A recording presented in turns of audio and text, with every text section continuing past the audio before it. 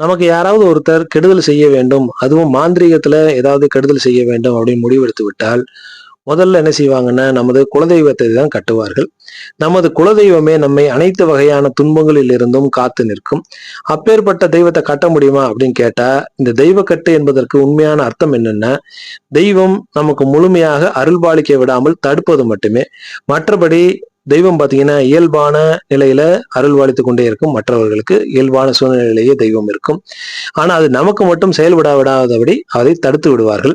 அந்த சூழ்நிலையில் இருக்கும் பொழுது, பெண் தெய்வமாக இருக்கும் பொழுது பௌர்ணமி நாளிலும், ஆண் தெய்வமாக இருக்கும் பொழுது அமாவாசை நாளிலும் குலதெய்வ கோயிலுக்கு சென்று அந்த தெய்வத்திற்கு எண்ணெய் காப்பு செய்து, அபிஷேக ஆராதனை செய்து, தெய்வத்திற்கு வஸ்திரம் சாற்றி, மாலை சாற்றி, தெய்வத்தை வணங்கிவிட்டு வந்தால் போதுமானது. இது மாரி 3 முறை செய்ய கட்டு அவிழ்ந்துவிடும். மீண்டும் மீண்டும் தெய்வத்தை கட்டினால் இதை மட்டுமே செய்து வந்தால் போதும். மற்றதை அந்த தெய்வமே பார்த்துக் கொள்ளும்.